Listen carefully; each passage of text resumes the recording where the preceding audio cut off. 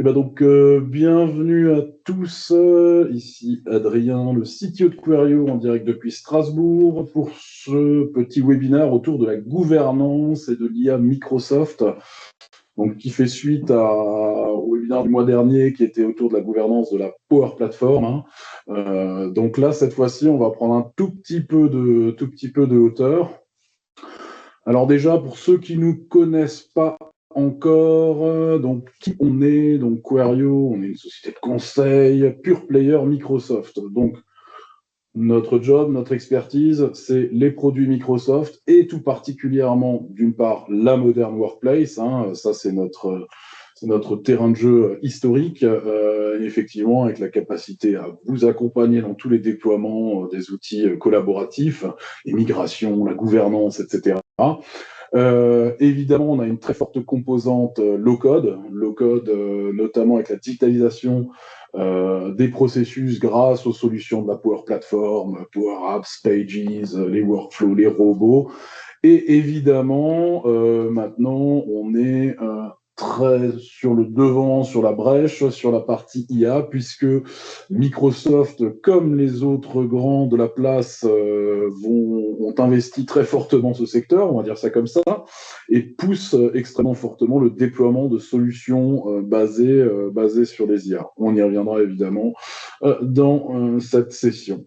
Globalement, on est partenaire managé Microsoft, hein, donc voilà, on a tout ce qu'il faut pour, d'une part, échanger avec l'éditeur et être informé des nouveautés, et d'autre part, bénéficier de financement pour déployer chez nos clients des solutions innovantes. Donc ça peut toujours être pratique, sachez-le. Voilà, et puis on a pas mal de clients divers et variés. On n'a pas une expertise sectorielle complète. Effectivement, on travaille dans l'industrie jusque dans les médias, en passant par la finance. Il y a aucun souci, il y a aucun souci là-dessus. Ok. Donc ça, c'était pour la petite présentation de la boutique. Évidemment, aujourd'hui, ce qui nous intéresse, hein, c'est en introduction le terrain de jeu de l'IA Microsoft. D'accord. Puisque effectivement l'IA va infuser dans énormément d'aspects des plateformes Microsoft. Aujourd'hui, histoire d'un petit peu focaliser, hein, on va se retrouver plutôt autour de l'IA de productivité personnelle déjà dans un premier temps, hein. Donc on va aller un petit peu regarder les enjeux de gouvernance qu'on va avoir au niveau de la productivité personnelle, notamment avec Copilot Chat, M365 Copilot. Donc, je rappelle simplement, hein, Copilot Chat, c'est la version gratuite, car incluse dans vos licences M365 qui n'exploitent pas vos données de travail. Microsoft 365 Copilot, c'est la même chose, mais qui a accès à tout le savoir de votre entreprise, sous couvert évidemment d'une sécurité dont on parlera tout à l'heure. Ok. Ça va être le premier bloc. La seconde thématique qu'on va aborder, c'est notamment la partie des agents, puisque côté agentique, ça bouge énormément. Ça bouge énormément. Et pour tout vous dire, je me demande même si ce webinaire ne sera pas le premier d'une deuxième série, puisque on est à la veille de la disponibilité globale du troisième sujet du jour, hein, de Agent 365, qui est la brique de gouvernance transversale des agents IA dans l'univers Microsoft. D'accord. Donc aujourd'hui, on va parcourir tout ça et puis on va se rendre compte qu'il y a encore pas mal de choses à voir derrière, que tout ça, c'est encore très frais. Et donc, on va regarder les perspectives pour ensuite approfondir dans les prochaines semaines, voire dans les prochains mois. OK.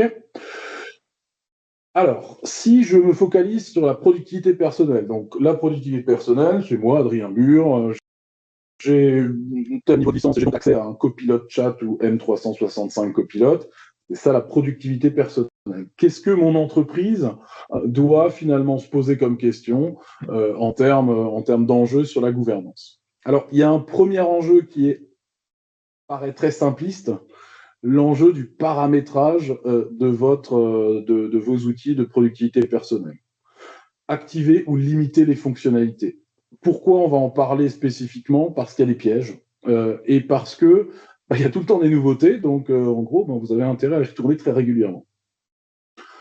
La sécurité des usages, la sécurité des usages, je pense personnellement que c'est étonnamment plus simple, entre guillemets, qu'on ne le pense, même si derrière, ça nécessite potentiellement beaucoup de travail pour vous.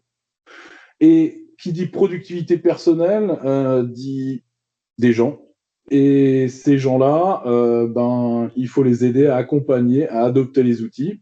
Et donc, le dernier enjeu de ça, c'est que si j'achète des licences, j'espère qu'elles sont d'une part utilisées, et d'autre part, j'espère aussi que l'utilisateur y trouve son compte et finalement tire bénéfice, augmente sa productivité, améliore ses conditions de travail grâce à ces outils de productivité personnelle. Okay, donc ça, c'est les enjeux. Le paramétrage. Alors le paramétrage, ce que nous, on va vous inviter à faire globalement, c'est qu'il faut savoir que quand vous avez M365 Copilot notamment, il y a tout un nouveau volet de paramétrage qui est sorti dans M365, ça fait déjà un certain temps évidemment.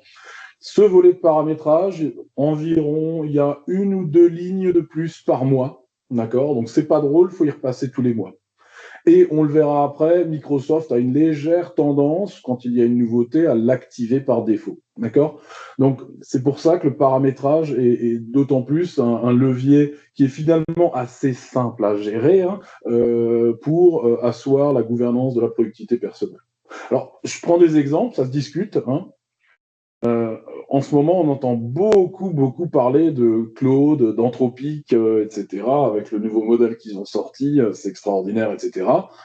Et typiquement, on peut avoir du Anthropic dans M365 Copilot. C'est formidable. Sauf que, est-ce que je l'active ou non? Puisque il s'avère que les modèles d'Anthropic s'exécutent aux États-Unis. Donc, on a un problème de souveraineté des données, de conformité. D'accord?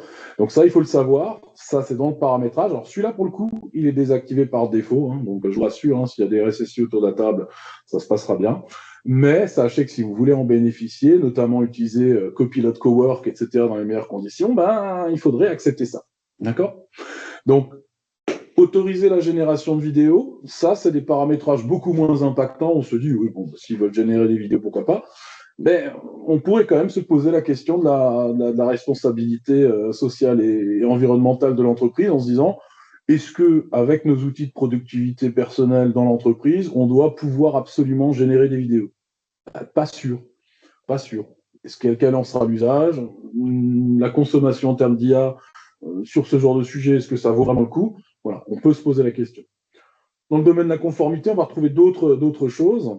Le routage flexible, par exemple. En gros, ça veut dire Microsoft, ils se disent, si j'ai beaucoup de charges chez nous, est-ce que tu nous autorises à aller exécuter des choses dans d'autres pays d'Europe? Alors là, l'avantage, c'est que ça reste en Europe, mais il faut quand même se poser cette question. Est-ce que je dégrade l'expérience de mes utilisateurs dans les périodes de forte affluence? Ou est-ce que j'autorise que ça sorte de France, par exemple, si votre pénalité est en France, etc. Donc on voit que là, dans le paramétrage, déjà rien que ça, grosse sensibilité, il faut aller revoir, paramétrer ces solutions. OK? Donc, conseil numéro 1, paramétrer vos affaires.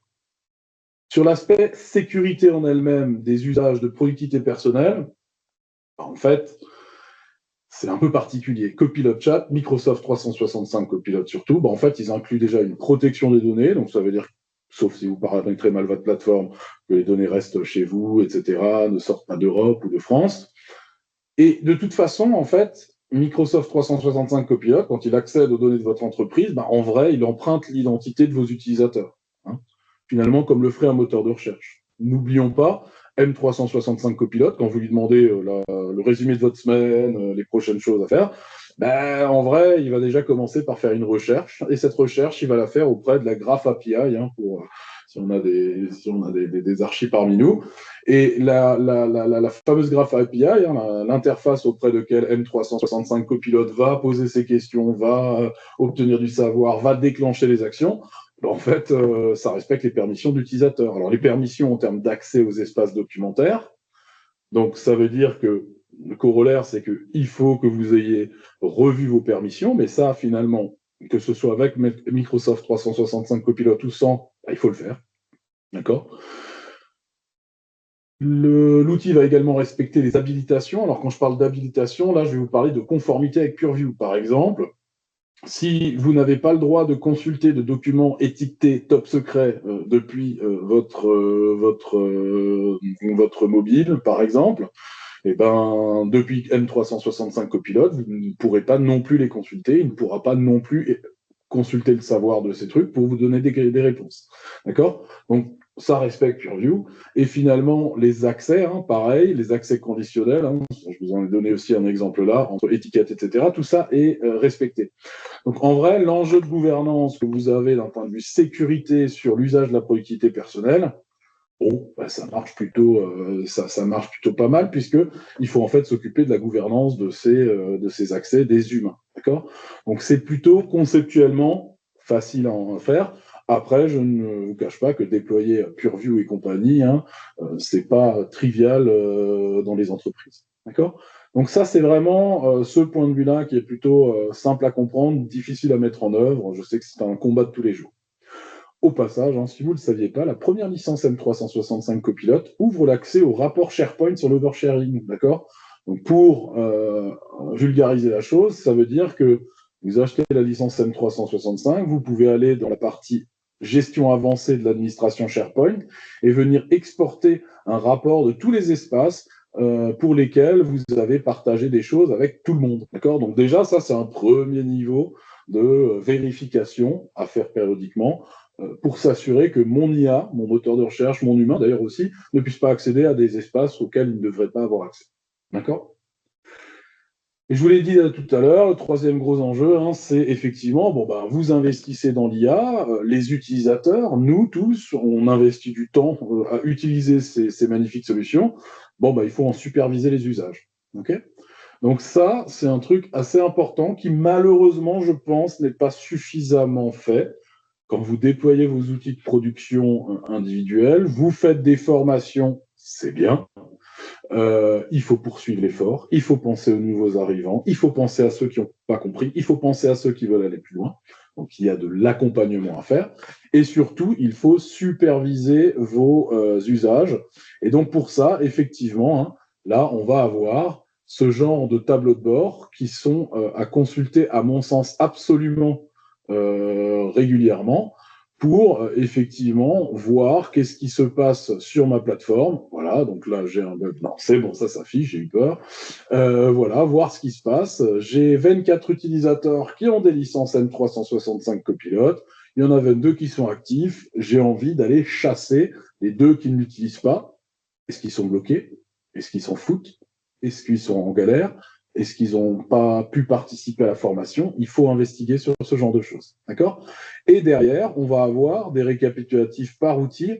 Là, pareil, ça vous permettra d'orienter votre change management de manière assez concrète. Là, on voit que Teams est en très, très haute place. Il y a beaucoup de gens qui utilisent ça dans Teams, usage en réunion, évidemment. Et puis voilà. Et derrière, je vais pouvoir aller chasser les différentes choses. OK? Derrière, n'oubliez pas également qu'avec Copilot vient un dashboard Viva Insight. Pareil, ça c'est pour aider encore plus le channel. Ça va vous permettre de vérifier l'adoption par des populations d'utilisateurs. Et contrairement au panneau d'admin qui est réservé aux admins, justement, ça, on peut le déléguer à des responsables du change management pour une business unit, pour une filiale, pour un service. D'accord? Et ça vous permettra du coup de dire, attends, dans ton service, c'est vrai que niveau adoption, on n'est pas encore tout à fait là. Attention, niveau application, on n'est pas bon. Pensez que vous pouvez l'utiliser, etc., etc. D'accord? Là, on voit toutes les fonctionnalités que les utilisateurs utilisent. Et puis voilà. Donc là, on a un petit souci là, sur les rapports, ils ne sont pas justes. Mais voilà. OK? Donc, pensez bien, moi je pense qu'un des axes majeurs de la gouvernance de la productivité personnelle, c'est l'exploration des statistiques. Et si vos statistiques révèlent des faiblesses, redistribuez vos licences, d'une part, Et d'autre part, muscler vos démarches d'accompagnement. Sachez qu'en ce moment, Microsoft finance beaucoup aussi des démarches d'adoption, de change management, etc. Vous pouvez aussi vous faire financer des ateliers, des hackathons, des choses comme ça pour booster l'adoption. Microsoft y verra un gain en termes de pérennisation de leurs outils et vous aurez un gain financier qui peut être assez pratique. D'accord? Et derrière, faites jouer à plein tous les mécanismes d'accompagnement possibles et inimaginables, de la formation aux plénières, aux événements, etc., la communication d'entreprise, faites tourner tout ça à plein gaz, mais surtout, n'oubliez pas d'observer les indicateurs de manière régulière, vous les payez ces licences, autant en profiter. D'accord? On parle de licence d'ailleurs. Côté licence, juste un simple rappel, il y a Copilot Chat qui est inclus à vos licences M365, et il y a Microsoft 365 Copilot qui est une licence additionnelle par utilisateur. Et là, si on va dans un centre d'administration Microsoft 365 dans le volet Copilot, on voit qu'il y a un volet facturation. D'accord? Alors pour ceux qui se poseraient la question, il faut savoir qu'on peut mettre en place de la facturation à la demande, du pay as you go dans le jargon, pour que les usagers qui sont avec Copilot Chat, qui utiliseraient ou qui se verraient partager un agent, par exemple, ou un agent qui est capable de lire dans SharePoint, puissent l'exploiter sans toutefois avoir la licence Microsoft 365 Copilot. Donc ça veut dire quoi? Je suis dans M365 Copilot ou je suis dans SharePoint, je crée un agent, par exemple, RH, classique, pour répondre à toutes les questions sur notre procédure RH. Si cet agent, je veux le diffuser à tout le monde dans l'entreprise, l'épingler sur la page d'accueil de l'intranet, pas de problème. Vous allez devoir activer le Pay as you go pour que les utilisateurs sans licence viennent consommer. Et là, par contre, il y a une difficulté dans cette gouvernance-là, dans cette partie-là. La partie FinOps, elle est très difficile à gérer. Si vous activez ce Pay as you go, vous allez avoir beaucoup de mal à dire tiens, c'est tes utilisateurs qui ont consommé ce genre de service, alors je te le refacture. D'accord? C'est à l'échelle du tenant, il y a 2-3 leviers, mais fondamentalement, le Pay as you go à l'échelle de la productivité personnelle, c'est on regarde comment c'est facturé et puis on espère que ça ne coûte pas trop cher. Sincèrement, on peut mettre des limites, mais voilà, c'est difficilement prévisible, difficilement refacturable. Okay, donc, sachez juste cette nuance. M320 Copilot, si quelqu'un qui a Copilot Chat veut utiliser ce genre de feature, ils peuvent, mais avec du pay as you go. Okay, et puis, je ne sais pas si vous avez aussi vu, fréquenté dans la partie productivité personnelle, mais on va le voir, c'est encore plus fort dans la partie agentique. Il y a un truc qui s'appelle Frontier. Je ne sais pas si vous avez tous entendu déjà parler de ce terme. Frontier, on a de gros débats avec nos clients là-dessus en ce moment. D'ailleurs, on va faire un petit sondage. Frontier, Microsoft a sorti ce terme, je dirais, lors de la fin de l'année dernière. Ça a commencé à apparaître à tous les endroits. Et en fait, derrière Frontier, déjà, premièrement, Frontier, on a envie de dire, nous, Français, c'est la frontière. Frontier, en anglais, c'est aussi la technologie de pointe. Donc, en gros, ce qu'ils disent, c'est que d'une part, il y a un concept qui est la frontier firm. Okay, la frontier firm, c'est un concept d'entreprise du futur où agents et humains bossent main dans la main. Donc ça, c'est déjà un concept marketing, en vrai. Il y a aussi un frontier programme. Et là, j'ai encore eu le cas avec un de mes clients qui a dit « il y a quelqu'un qui a activé le frontier programme ». Qu'est-ce que c'est le frontier programme? C'est en fait le programme d'accès anticipé. C'est la preview, c'est la bêta pour ceux qui n'aiment pas trop le terme. Ok, donc le Frontier Programme, ça s'active sur un tenant, faut y adhérer, et ensuite on le diffuse à un certain nombre d'utilisateurs qui vont avoir un accès anticipé à plein de fonctionnalités. D'accord? Alors, petite question, si jamais dans l'audience, il y a qui a activé le mode Frontier, si vous le savez évidemment, qui a activé le mode Frontier sur son tenant de production autour de la table? Si vous pouviez me faire un petit lever de main. J'ai vraiment deux familles d'approches. J'ai ceux qui disent non, j'y touche pas, c'est de la preview, donc c'est pas sec, et d'autres qui vont dire moi j'y vais. D'accord? Voilà. On voit qu'il y en a un qui a un truc, les autres n'ont peut-être pas forcément la connaissance de la chose, mais en gros, dans l'idée, le Frontier Programme, ça permet de voir venir ce qui arrive. D'accord? Mais on va le voir que Voilà, un deuxième aussi. Mais on va voir évidemment que en fait, ça a des impacts et on va un peu plonger dans ce programme Frontier pour se donner une perspective en termes de gouvernance sur la partie des agents IA. D'accord? Sur la partie agent IA, autant sur la productivité personnelle, honnêtement, c'est plutôt clair. Hein, on va parler comme une permission, purview, etc. Autant sur la partie agent IA, ben, en fait, il y a une énorme mutation qui est en cours. D'accord? Et cette mutation-là, eh ben, pour l'instant, on est en pleine transition, puisque là, on va vraiment venir parler de la création d'agents. Alors, dans le tour d'horizon, il n'y a pas Azure, hein, mais ça marche aussi pour les agents Azure. Des agents que vos collaborateurs vont créer avec M365 Copilot. Alors là, c'est la version simple avec le Agent Builder, ou des agents qu'on va créer avec Copilot Studio. Tous ces agents-là, à un moment donné, bah, ils arrivent dans votre parc, hein, et puis ils commencent à faire des choses. Okay, et pour ce faire, Microsoft est en train de sortir une brique qui est Agent 365. Quand je dis en train de sortir, en fait, demain, le 1er mai, c'est déclaré comme disponible pour tout le monde, même ceux qui ne sont pas en Frontier. D'accord? Donc là, il y a un gros changement. Et ce gros changement, en fait, il va falloir aussi l'appréhender d'un point de vue conceptuel. Et c'est ça qu'on va essayer de faire aujourd'hui. Parce que derrière, comment on va pouvoir déployer tout ça, je n'ai pas encore toutes les informations. Okay, globalement, à date, juste pour revenir sur la notion d'agent, pour la notion d'agent, ben, généralement, on considère qu'un agent, c'est une expérience utilisateur. C'est Adrien Burr qui discute avec un agent. C'est un agent qui va se déclencher à l'arrivée d'un email. Et par exemple, si l'email est une réclamation, démarrer la création d'un ticket, faire des choses. Un agent, il a un rôle, une mission, et il est orchestré, et donc il choisit ses actions. Et ces actions, ça peut être d'aller chercher de l'information, donc c'est des sources de savoir. Donc pour chercher de l'information, hein, si je suis un utilisateur, il faut déjà que j'ai accès à l'information avant de la chercher. Pour les agents, ça un peu le même principe. D'accord? Les actions, c'est utiliser des outils. Une action simple, c'est générer un fichier Word. Hein, voilà, très formidable. Il y a des actions plus complexes. Hein, on peut travailler avec une base de données. Et puis il y a des actions en frontière qui sont beaucoup plus dangereuses. On va aller voir ça après, comme utiliser un ordinateur.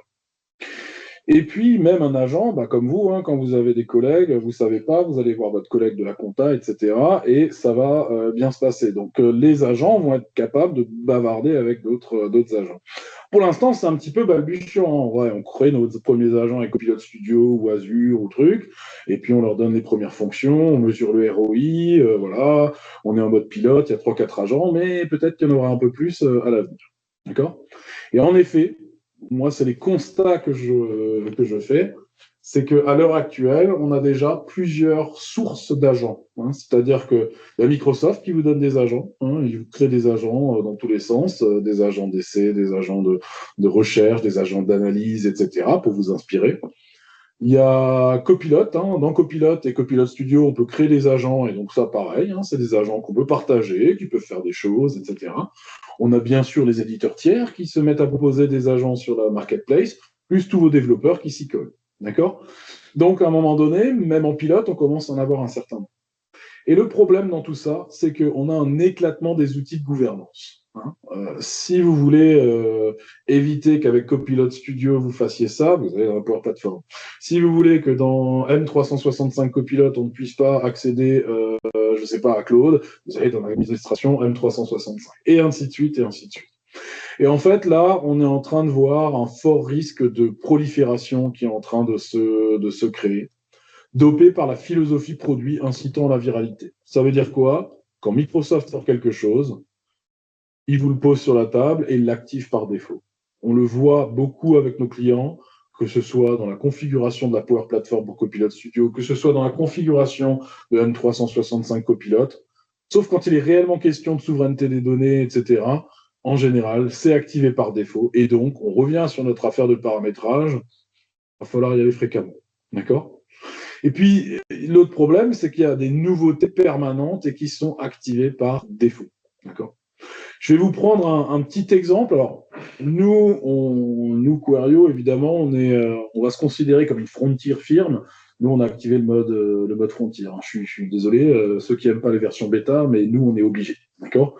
On a activé le mode Frontier et je ne sais pas si vous avez déjà vu ça, mais dans l'agent recherche, hein, qui est un agent Frontier, sur notre tenant, on a activé Claude et compagnie, eh ben, je peux activer l'utilisation de l'ordinateur. Voilà. Donc, j'ai souscrit au programme Frontier. J'ai activé Claude aussi au passage. On voulait essayer. Puis, voilà, c'est tout. Fin de l'histoire. J'ai ce petit bouton qui apparaît. Ce petit bouton, il fait quoi? Là, je vais rentrer un simple prompt. Hein. Je suis à Strasbourg. Peux-tu m'acheter le prochain billet de TGV pour Paris? Voici mon numéro de carte de crédit. C'est pas le vrai, hein, je vous rassure. Puis, je vais lancer ça. Ça, c'est un exemple de qu'est-ce qu'on va pouvoir avoir sur la table en termes de fonctionnalité. Alors, soit marchotte hein, à ce stade-là, mais on sait que ça va très vite. Qu'est-ce qu'on va pouvoir avoir à ce moment-là? En fait, ce qu'il va faire là, c'est qu'il va démarrer un navigateur dans un ordinateur virtuel Windows 365 qui est hébergé aux US. Donc déjà là, niveau conformité, on n'est pas bon du tout. D'accord? Et derrière, voilà, on voit que là, il est en train de demander comment il va truc, etc. Il me demande si je veux première ou seconde classe, et ainsi de suite. Je ne vais pas vous montrer, ça dure longtemps. Hein. L'IA a un peu de mal à utiliser les sites, mais derrière, vous voyez qu'en fait, pris les captures, hein, on peut pas passer 3 heures, derrière, on voit qu'il explore le site de la SNCF, il m'a choisi un billet. Alors là, au passage, hein, quand il paye, hein, il est quand même plutôt sympa, hein, mon petit utilisateur d'ordinateur, là. Et ben, il va dire, non, moi, je veux pas ajouter d'assurance et j'ignore la donation, l'arrondi, etc. Donc, il a pris lui-même ses décisions. Là, je suis pas encore intervenu.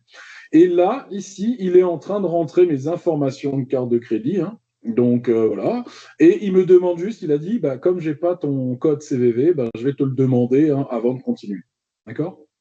Donc là, on est quand même juste en train de se dire, j'ai lancé un prompt pour acheter quelque chose sur le web et je viens d'entrer un numéro de carte de crédit dans une interface web par un simple prompt. OK? Donc là, votre RSSI, normalement, il est en PLS, hein, parce que ça ne va pas du tout.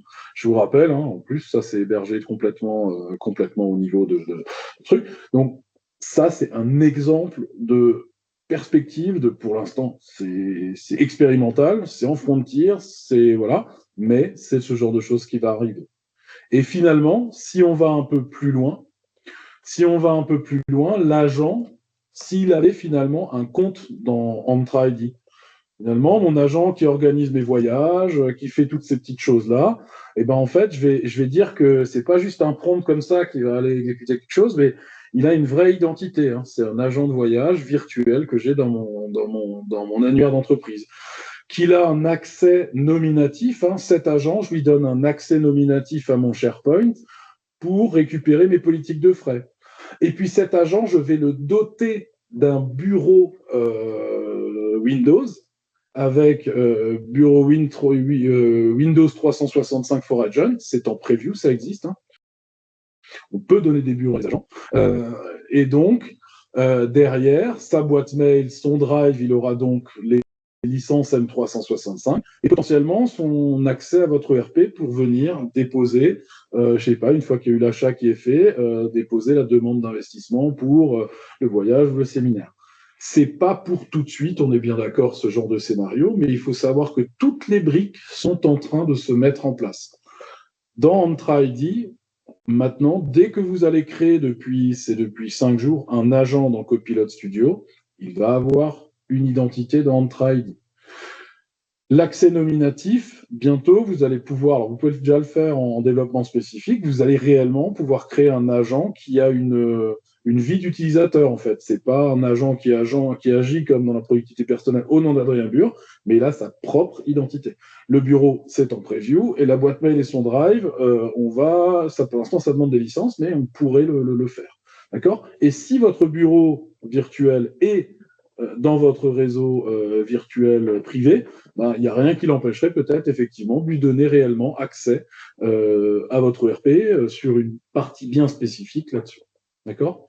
Et tout ça, ça pourrait être déclenché. Donc là, moi, je pense que je vais vraiment partager cette vision-là, mais tous ces éléments-là qui sont en preview, etc., qui sont en preview derrière, qui vont permettre finalement d'accéder à ce genre de choses et qui vont finalement avoir un impact sur la manière dont on va gouverner nos agents. Okay, donc, à observer, il y a des indices qui prouvent qu'on pourrait arriver dans ce genre de situation dans les prochains mois, hein, je dirais. D'accord? Et donc, du coup, là-dessus, on a ce fameux Agent 365, effectivement, qui est un début de réponse, notamment en offrant trois grandes choses, de l'observabilité. Là, c'est un registre de tous les agents, de leurs interactions, de leurs permissions. Attention, un registre, ça doit être exploré. D'accord? La gouvernance, il y a une gestion des accès, de l'identification, des managers, des agents, etc., qui est en train de se mettre en place, le suivi des coûts associés. Et côté sécurité, en fait, on va se rendre compte que grâce à Agent 365, les actions des agents vont être supervisées par Purview comme vos propres actions. Les actions des agents vont être supervisées par Defender et consorts comme vos propres actions. D'accord? Donc, Agent 365, c'est vraiment cette couche qui permet de rendre les agents visibles dans l'entreprise. Et ces agents-là vont effectivement pouvoir être des agents qui proviennent de différentes sources, soit des éditeurs, soit des agents que vous avez développés avec Copilot Studio, soit effectivement des agents en développement spécifique qui incluraient le SDK Agent 365. En gros, des agents peuvent se déclarer auprès d'Agent 365 pour justement être observés. D'accord? Et c'est là que, effectivement, on va retrouver pas mal de choses. Je vous ai dit, alors effectivement, je vois Mathieu la question. Voilà, on a effectivement. Oui, je regarde juste la question de Mathieu, effectivement. Sur les ordinateurs virtuels hors recherche, c'est effectivement Opal. Hein. On peut limiter, hein. Je ne suis pas en train de dire qu'on ne peut pas limiter. Hein. Je vous dis juste que par défaut, on peut faire des choses assez rapidement, l'autoriser assez rapidement. On peut le désactiver. Là, par exemple, dans l'exemple ici, je vous montre justement comment, avec mon agent de recherche, qui a utilisé le computer use, donc ouvrir un navigateur, etc., on a derrière la capacité effectivement de récupérer notre agent researcher. On va regarder un petit peu ça peut-être en vrai dans l'interface web. Mais effectivement, ici, dans tous les agents, vous tombez sur votre registre. Hein, donc, il y a un nouveau volet. Ça, c'est le volet Agent 365. Dans tous les agents, vous allez pouvoir dire, tiens, cet agent de recherche là, voilà, cet agent de recherche, qu'est-ce qu'il peut faire? Donc, il est très lent aujourd'hui, je trouve, mais je pense qu'ils sont vraiment en train de faire de gros choses.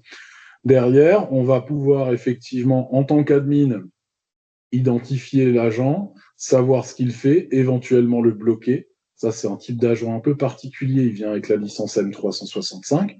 Et derrière, vérifier qui a le droit de l'activer, quelles sont ses autorisations, quels outils il peut utiliser. Donc là, je trouve que c'est pas encore complet. Je sais pas, je pense que pour moi, il fait pas l'inventaire réel de tous les outils. Et vérifier qu'il est bien surveillé. Et ici, on va avoir effectivement la possibilité d'embrayer ou de débrayer finalement l'utilisation de l'ordinateur dans cet agent. D'accord? Donc, il y a effectivement d'autres vecteurs pour avoir l'utilisation de l'ordinateur. Il faut savoir qu'effectivement, dans la partie Power Platform, on peut aussi intégrer en tant qu'outil le programme Opal, le Computer Agent Use, etc., etc. D'accord?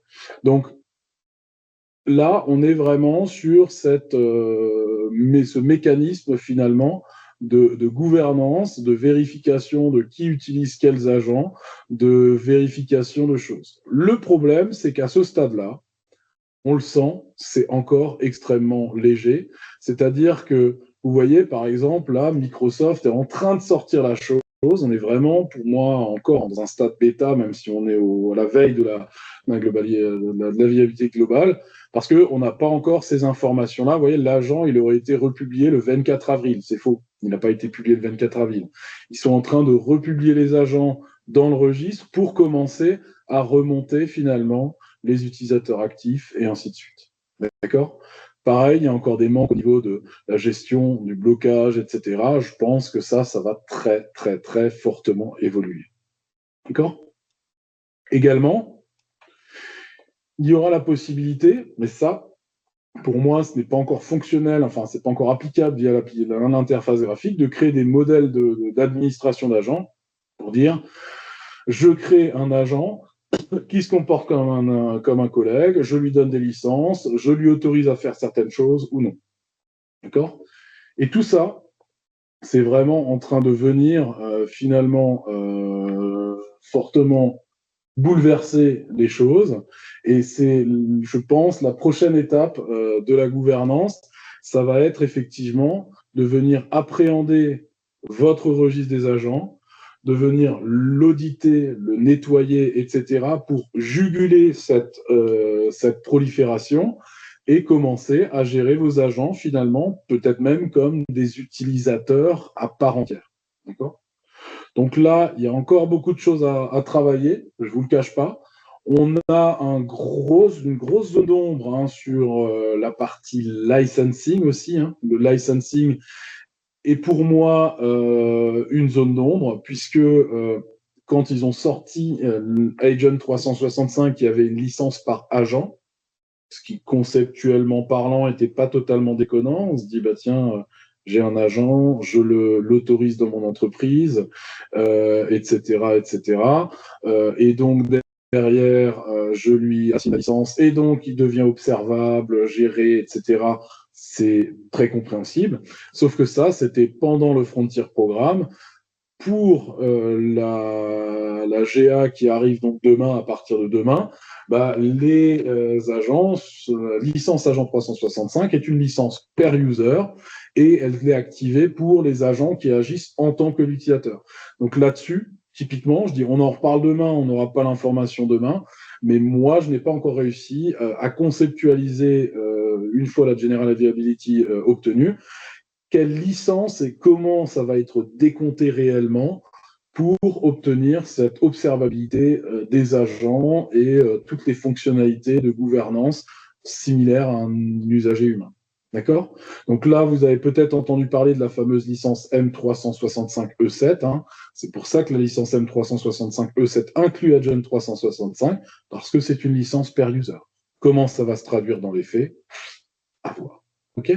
Donc ça, c'est vraiment d'une grosse zone d'ombre. Partant de ce principe-là, je pense qu'il est intéressant qu'on se revoie. Ce webinaire, c'est juste pour montrer une direction qui est en train de prendre Microsoft avec des identités dédiées aux agents, avec le registre, avec les politiques, les templates, les blueprints d'agents. Mais il y a encore beaucoup de zones d'ombre, notamment sur le licensing, je vous l'ai dit. L'onboarding des agents existants, c'est pas totalement clair. Là, on voit que Microsoft republie les agents pour les onboarder dans Agent 365 et enfin les observer.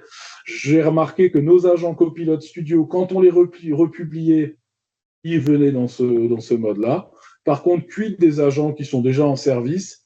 Est-ce qu'il faut les republier? Est-ce qu'il faut Microsoft le fera pour vous? J'ai quelques doutes ici. Et puis, le côté Preview Frontier reste applicable dans pas mal de fonctionnalités. Je pense notamment aux templates. On a des templates, mais on ne peut pas forcément les utiliser quand on publie depuis Copilot Studio. Donc, il y a encore des trucs qui ne sont pas câblés. Ça va évoluer encore. Donc, les prochains mois, à mon sens, seront décisifs. Je vous invite vraiment à faire un effort de veille assez costaud. Et dans un premier temps, pour se mettre d'une part dans une forme de sécurité et également pour se cultiver. Pour ceux qui administrent la plateforme IA de Microsoft, regardez vos paramétrages régulièrement, observez les trucs qui sont en frontier, même si vous ne les avez pas activés, etc. Regardez ce que ça fait, regardez si c'est activé par défaut, et ainsi de suite, et ainsi de suite. D'accord ? C'est vraiment important. Et dans les mois qui viennent, on aura, je pense, un modèle opérationnel type qui pourra sortir pour la création d'agents au sens large dans une entreprise et la mettre en place. Et ça, je pense que c'est la grosse force de Microsoft. C'est pas encore sec, mais on commence à avoir une bonne vision sur ce que ce sera la gouvernance des agents dans quelques semaines, dans quelques mois. OK ? Voilà. Donc, n'hésitez pas à revenir vers nous si vous avez des questions. Je vois dans le chat notamment une question. Alors, effectivement, donc, je reviens juste, hein, Mathieu.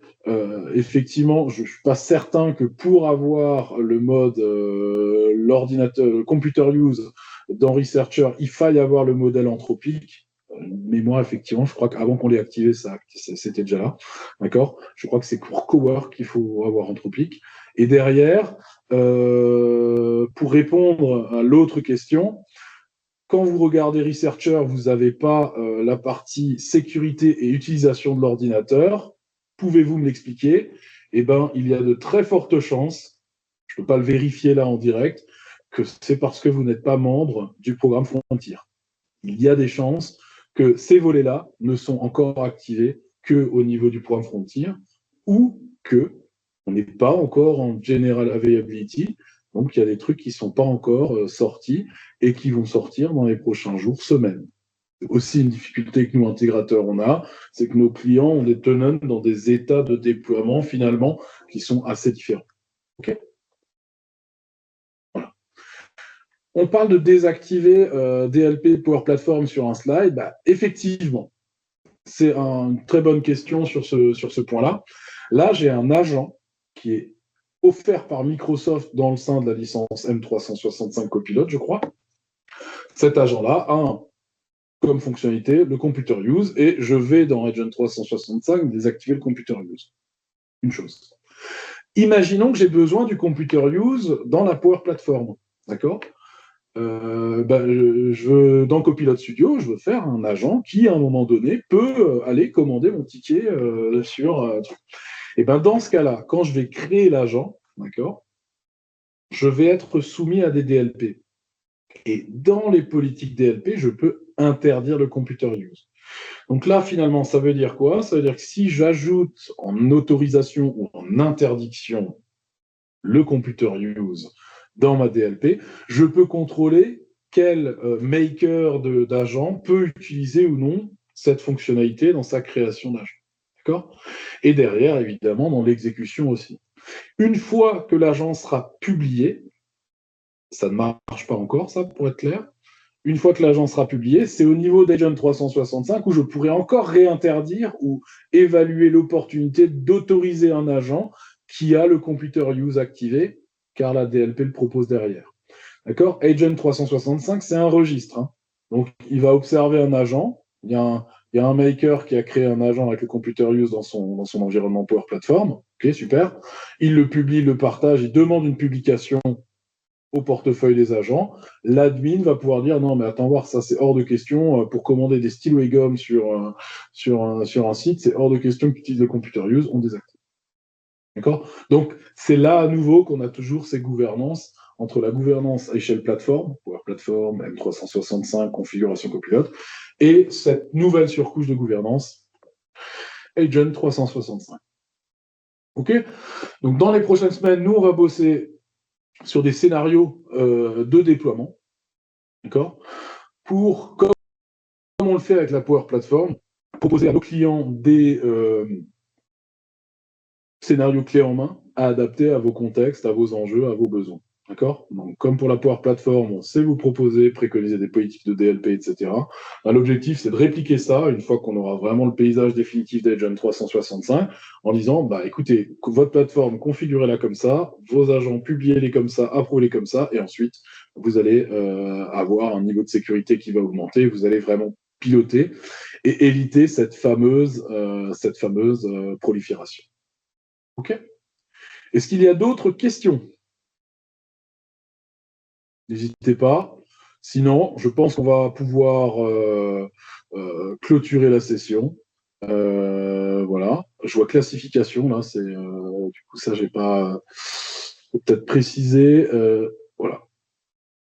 Ah oui, la classification des documents, oui. Alors, je vais répondre encore hein, pour ceux qui veulent y aller, mais sur la classification des documents, c'est donc Purview permet de créer une étiquette confidentielle RH et de dire que les documents confidentiels RH ne sont accessibles qu'à une population, qu'importe où ils soient.